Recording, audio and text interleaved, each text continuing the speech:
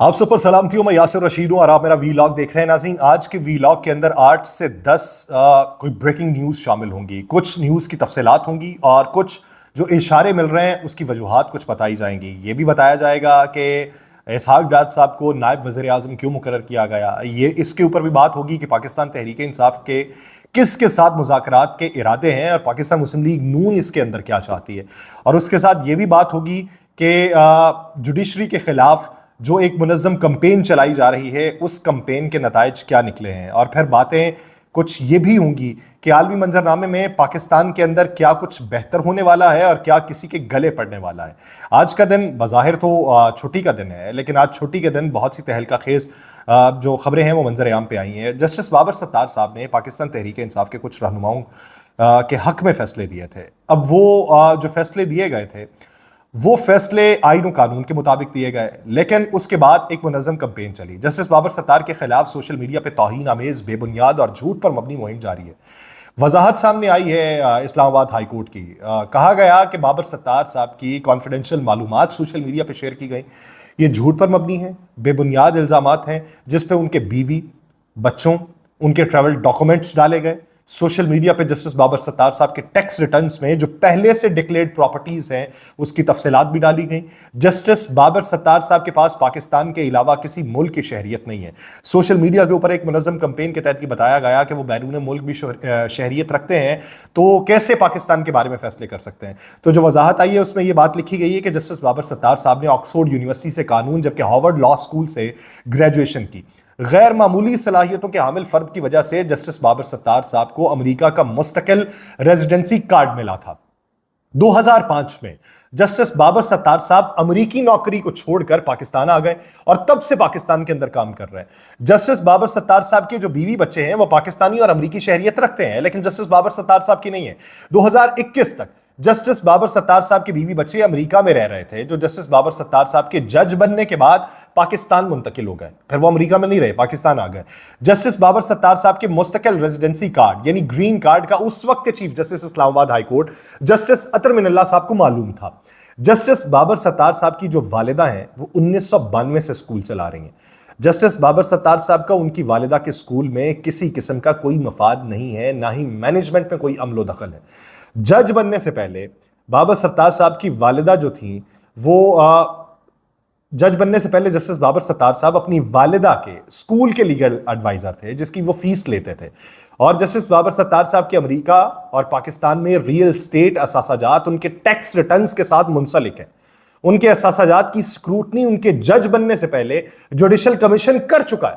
Justice Babar ستار صاحب کے جتنے بھی اثاثے ہیں وہ ان کو ورثے میں ملے یا انہوں نے خود لیے ہیں، یہ تمام ان کی وکالت کے دوران کے، ججمنٹ کے دوران کے نہیں ہے، جب وہ جج شپ کے دوران کے نہیں، وکالت کے دوران کے۔ جسٹس بابر ستار صاحب نے اپنے جج بننے کے دوران کوئی ریئل اسٹیٹ اثاثہ نہیں لیا، کسی بھی کاروبار کی مینجمنٹ کے ساتھ وہ نہیں ہے، اور انہوں نے ایسا کوئی کیس بھی نہیں سنا جس میں ان کی فیملی کا مفاد شامل ہو۔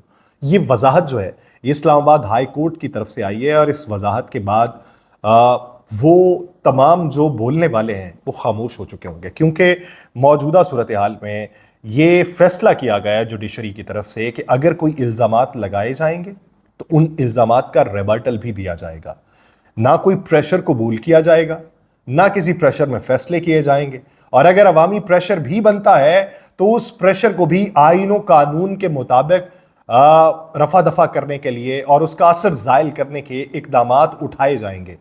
آپ یہ دیکھیے کہ جہاں پر بے شمار مواقعوں کے اوپر ہم نے یہ دیکھا ہے کہ کبھی کسی کے حق میں فیصلہ آئے تو مخالفین جو ہیں وہ اٹھ کے ان پہ تنقید کرنا شروع کر دیتے ہیں اور وہ ان کی جے جے کار کرنا شروع کر دیتے ہیں جس کے حق میں فیصلہ ہے، اور جب کسی کے مخالف آئے تو وہ جا کے وہاں پہ باقاعدہ دھمکیاں دینا شروع کر دیتے ہیں اور مخالفین جے جے کار کرنے لگتے ہیں۔ پاکستان میں یہ وہ وقت ہے کہ جب ہمیں اس بات کا تعین کرنا ہے کہ ہمیں اس موڑ پہ کس سمت کو اپنا مرکز بنانا ہے، کس طرف کو چلنا ہے، یہ فیصلہ کرنے کی ضرورت ہے۔ دوسری بات پبلک اکاؤنٹس کمیٹی کے حوالے سے کہ اس پہ پریشر یہ تھا کہ کسی رکن اسمبلی کو بنایا جائے جن کا تعلق پنجاب سے ہے۔ اس کی بنیادی وجہ پنجاب کی قیادت کے تحفظات تھے جو میں پہلے بیان کر چکا ہوں پچھلے ولاگز کے اندر۔ تو اس میں بات یہ تھی کہ پارٹی کے سربراہ جو ہیں وہ موجودہ چیئرمین اور سیکرٹری جنرل خیبر پختونخوا سے ہیں.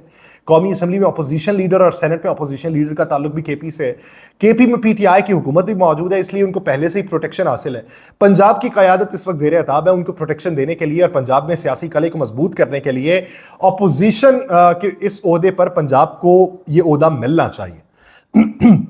اس پہ بے شمار ایسے لوگ بھی موجود تھے جن کا تعلق خیبر پختونخوا سے تھا. میں نے ان سے خود بات کی, میں نے ان سے پوچھا کہ شیر افضل خان مروت کے نام کے اوپر اعتراض اٹھائے جا رہے ہیں, تو انہوں نے کہا جی کہ شیر افضل خان مروت ایک اچھے کینڈیڈیٹ ہیں, لیکن اگر پنجاب کو حصہ دے دیا جائے تو اس میں کوئی قباحت نہیں ہے, پنجاب کو حصہ دے دیا جانا چاہیے. پارٹی کے تحفظات خان صاحب تک پہنچائے گئے. ساتھ میں یہ بھی بتایا گیا کہ اسپیکر نے شیر افضل مروت کو چیئرمین پی اے سی بنانے سے انکار کر دیا. یہ خان صاحب تک پہنچائی گئی بات. اور یہ عہدہ کسی ایسے رہنما کو الاٹ کرنے کا خدشہ ہے جس کا تعلق پی ٹی آئی کے اتحادی جماعتوں سے نہیں ہے.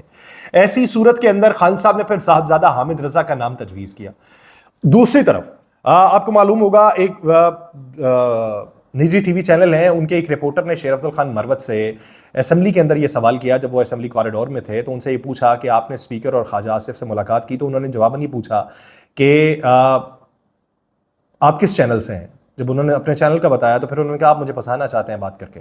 لیکن خان صاحب کو شیر افضل خان مروت صاحب نے بتایا جا کے کہ میں اسپیکر سے اور خواجہ آصف سے ملاقات کر چکا ہوں, لیکن انہوں نے میرے نام کو رد نہیں کیا, جس پہ خان صاحب نے یہ کہا کہ شیر افضل خان مروت ہی ہوں گے. لیکن اس کے ساتھ ساتھ جو تمام کمیٹیز ہیں جس کے سربراہ بنائے جانے ہیں, تو اس کی جو لسٹ ہے وہ ممکنہ طور پہ منگل تک پہنچائی جائے, جس کے بعد تمام کمیٹیوں کا فیصلہ کیا جائے گا. اسی لیے دوبارہ شیر افضل خان مروت کا نام ہی پبلک اکاؤنٹس کمیٹی کے لیے دوبارہ سے نامزد کیا گیا ہے. یہ نہیں ہے کہ انہی کا نام تھا اور بیچ میں کوئی بیڈ پیچ ان کے لیے نہیں آیا تھا. ان تک خان صاحب جو خبریں پہنچائی گئیں اس کی وجہ سے صاحبزادہ حامد رضا صاحب کا نام وہاں پہ دیا گیا. اب پھر جب یہ بات بتائی گئی, انہوں نے خود جا کے ملاقات کر لی شیر افضل خان مروت نے. انہوں نے ملاقات کے پوچھا کہ آپ نے میرے نام کے اوپر کراس لگایا, تو انہوں نے جواباً کہا کہ نہیں لگایا. تو پھر انہوں نے جا کے بتایا جی میرے نام پہ تو کوئی کراس نہیں ہے. تو پھر دوبارہ سے نام شیر افضل خان مروت کا منظر عام پہ آ گیا. دوسری طرف تحریک انصاف کے ترجمان رؤوف حسن صاحب نے کہا ہے کہ ڈیل کر کے اگر آنا ہوتا تو 9 مہینے عمران خان جیل میں نہ بیٹھے رہتے. ہم اسٹیبلشمنٹ سے بات کرنا چاہتے ہیں. اب جب انہوں نے یہ بات کی ہے تو اس کے اوپر بہت سارے ٹاک شوز کے اندر روزانہ کی بنیاد پہ بات ہو رہی ہے. بہت سارے لوگ یہ کہتے ہیں کہ یہ تو پولیٹیکل اسٹیک ہولڈر سے بات ہی نہیں کرنا چاہتے تھے. رانا ثناء اللہ صاحب نے کہا ہے کہ یہ جو ہے یہ بات ان سے کرنا چاہتے ہیں اور باتیں یہ جمہوریت کی کرتے ہیں, تو یہ پھر سے مسلط ہونا چاہتے ہیں. رؤوف حسن صاحب نے کہا ہے کہ اگر سیاسی جماعتوں سے ہمیں بات نہیں کرنی ہوتی تو 6 جماعتوں کا اتحاد نہ بنا ہوتا. انہوں نے کہا کہ سیاسی جماعتوں سے ہم نے بات کرنی تھی, اسی لیے 6 سیاسی جماعتوں کا ہم نے اتحاد بنایا. 3 سیاسی پارٹیز ایسی ہیں جن کو خان صاحب نے پوائنٹ آؤٹ کیا ہوا ہے, جنہوں نے ہمارا مینڈیٹ چرایا ہوا ہے. پیپلز پارٹی, مسلم لیگ نون, ایم کے ایم پاکستان. ان کے ساتھ ہم انگیج نہیں کریں گے. باقی تمام سیاسی پارٹیز کو انگیج کر رہے ہیں. 6 جماعتوں سے ہمارا اتحاد ہے جس میں مزید جماعتیں شامل ہوں گی. اور اس وقت جو حکومت ہے وہ صرف مہرے ہیں, ان کے پاس کوئی طاقت نہیں ہے, نہ ہی یہ قانونی طریقے سے حکومت میں آئے ہیں, نہ ہی ان کے پاس طاقت ہے کہ یہ ہمیں کچھ دے سکیں. تو اس لیے ہم ان سے بات چیت نہیں کرنا چاہتے. اب جب یہ نیریٹو بنایا جائے گا تو یہ نیریٹو کارکنان کس حد تک بائے کریں گے, ایک اہم سوال ہے. دوسری طرف باتیں یہ بھی کہی جاتی ہیں, نجم سیٹھی صاحب یہ کلیم کرتے ہیں کہ نواز شریف صاحب جو ہیں وہ انگیج کرنا چاہتے ہیں خان صاحب کو, اور وہ انگیج کر کے وہ یہ پیغام دینا چاہتے ہیں کہ جمہوریت کے فروغ کے لیے ہمیں کام کرنا چاہیے, پولیٹیکل سٹیک ہولڈرز کو بات کرنی چاہیے. اب اگر اس طرح کا منظرنامہ ہے, اور نجم سیٹھی صاحب ان لوگوں میں شمار ہوتے ہیں جو میاں نواز شریف صاحب کے قریبی رہے, اور وہ یہ بات جو ہے عرفان صدیقی صاحب کے توسط سے کہتے ہیں کہ عرفان صدیقی صاحب اس ضمن کے اندر ان کے نامینی ہیں اور وہی جا کے باتیں کر رہے ہیں. لیکن عرفان صدیقی صاحب نے کہا ہے شبلی فراز صاحب کو کہ رؤوف حسن صاحب تو بات یہ کر رہے ہیں کہ آپ لوگوں سے ہم بات نہیں کرنا چاہتے. تو جو اس وقت شہریار افریدی صاحب کا بیان ہے وہ کہا جا رہا ہے کہ پارٹی پوزیشن نہیں ہے, لیکن رؤوف حسن صاحب جو ہیں وہ بات پھر وہی کر رہے ہیں کہ بات ہم آپ سے نہیں کریں گے, بات کسی اور سے کریں گے. تو آپ ہمیں پارٹی رہنما جو ہیں ان سے یہ بات کنفرم کر کے بتا دیں کہ آیا آپ ہمارے ساتھ بیٹھنا چاہتے ہیں یا کسی اور کے ساتھ بیٹھنا چاہتے ہیں. اب پاکستان مسلم لیگ نون کو کیا یہ بقا دکھائی دیتی ہے کہ وہ ان کے ساتھ بات چیت کر کے معاملات جو ہیں وہ دیر پا سیٹل کر لیں, لیکن جہاں پہ پولیٹیکل سٹیک ہولڈرز کے اپنے مفادات شامل ہو جاتے ہیں, پھر عوامی طور پہ ریٹیلیشن دیکھنے کو ملتی ہے, تو وہاں پہ کس حد تک ایک نقطے کے اوپر یہ مرکوز رہ کے کوئی نہ کوئی ایجنڈا بنا لیں گے. पाकिस्तान तहरीक इंसाफ ये क्लेम करती है पाकिस्तान इस वक्त नाजुक मोड़ पे खड़ा है और उनकी सियासत में मुदाखलत नहीं चल सकती। वो ये कहते हैं कि TORs तय होंगे, अगर हम किसी से बात करना चाहते हैं तो उनके साथ भी TORs तय करके बात करेंगे। किन TORs के ऊपर बात की जाएगी, उसकी हिकमत अमली क्या बनाई जाएगी। एक सादा सी बात यह है कि अगर आप ये समझते हैं कि तमाम जो लोग हैं जो बाइख्तियार हैं वही आपको साइडलाइन करने के दर पे थे, आप ये भी उन्हीं पे इल्जाम आयद करते हैं कि इन्होंने ही इलेक्शन के नताइज को तब्दील किया था। फिर बात यह है कि आप ये कहते हैं कि कुछ हल्के खोले जाएं, उनके ऊपर बात की जाए, धांधली के ऊपर बात की जाए, तो फिर इसके ऊपर तकिया किस तरीके से किया जा सकता है कि आप ये कहें कि इन्होंने ही हमारे साथ गलत किया और आप उन्हीं को कहें कि शफाफियत को आप मलहूज़े खातिर रखते हुए इकदाम उठाएं। तो ये समझ से बालातर बात है। अब इसके पीछे मंतिक क्या है, वो सेठी साहब वाली जो बात कि नवाज शरीफ साहब ये चाहते हैं कि पॉलिटिकल स्टेक होल्डर्स जो हैं वो जमहूरियत की बात करें, जमहूरी कुव्वतें जमहूरियत की बात कैं, तो शायद उनको तुनका लगाने के लिए ये बात की गई है, उन्हें टेस्टर लगाने के लिए बात की गई है कि देखते हैं ये कितना चीखते हैं। तो अब हम्माद अजहर साहब इस पे बात ये करते हैं कि जब तक अवाम का चोरी मैंडेट वापसी और इमरान खान बुशरा बीबी समेत तमाम कायदीन के रहनुमाओं की रिहाई की बात नहीं हो जाती तब तक मुज़ाकरात नहीं होंगे। अब इसका नुकसान क्या हुआ पाकिस्तान तहरीक इंसाफ को?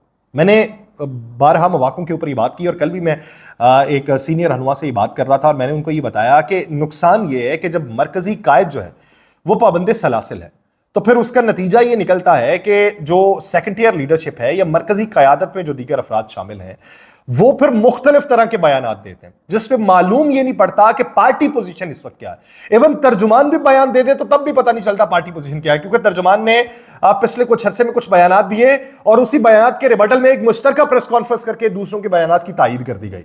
तो इस वजह से बहुत सी चीजें जो है वो अभी इबाहम का शिकार है। राना सनाउल्लाह साहब कहते हैं कि बैठ के ये तय कर लें कि हर इदारा अपनी आईनी किरदार तक महदूद रहे तो मसाइल हल हो जाएंगे। अगर मुल्क में सियासी इस्तेहकाम आ जाए तो किसी को क्यों एतराज होगा। राना सनाउल्लाह साहब फिर ये बात करते हैं कि पाकिस्तान तहरीक इंसाफ हमसे बात नहीं करना चाहती, तो ये हर चीज का इल्जाम हम पे लगा रहे हैं और कहते हैं मुज़ाकरात किसी और के साथ करेंगे। वो ये कहते हैं कि ये किसी का हथियार बन के हम पे मुसल्लत होना चाहते हैं।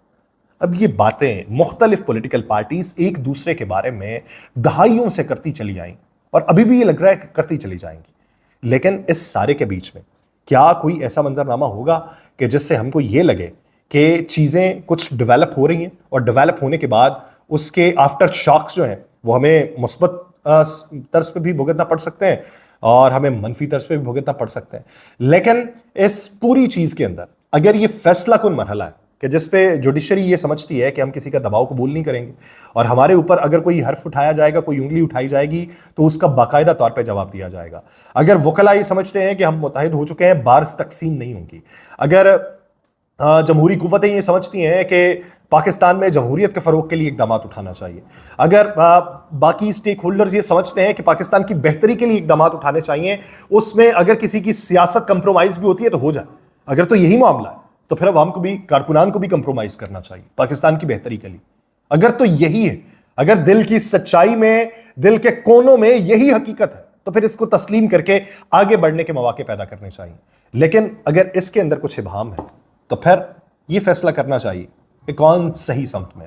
लेकिन वो फैसला कौन करेगा, यहां पे तो आरा बटी हुई है। आसिफ अली जरदारी साहब से मंसूब कुछ बातें चल रही हैं कि वो अनकरीब जो है, क्योंकि पाकिस्तान पीपल्स पार्टी पिछले दिनों में जो बातें कर रही है उन बातों में तो कभी कभार ये लगता है कि शायद PMLN के साथ इनकी बन नहीं पा रही। आसिफ अली जरदारी साहब से बातें ये चल रही हैं कि वो कुछ दिनों में कोई ऐसा बयान देंगे जो बयान देने के बाद वो सदारत को छोड़ देंगे, और अगर ऐसा मंजरनामा हुआ, इसमें कोई हकीकत हुई, तो पीपल्स पार्टी के लिए शायद कोई सेटबैक ना हो, शायद वो ज़्यादा मजबूती के साथ दोबारा आए। PMLN के लिए बहुत बड़ा सेटबैक होगा, क्योंकि अभी शहबाज शरीफ साहब की जो मजबूती है वो दिखाई नहीं दे रही।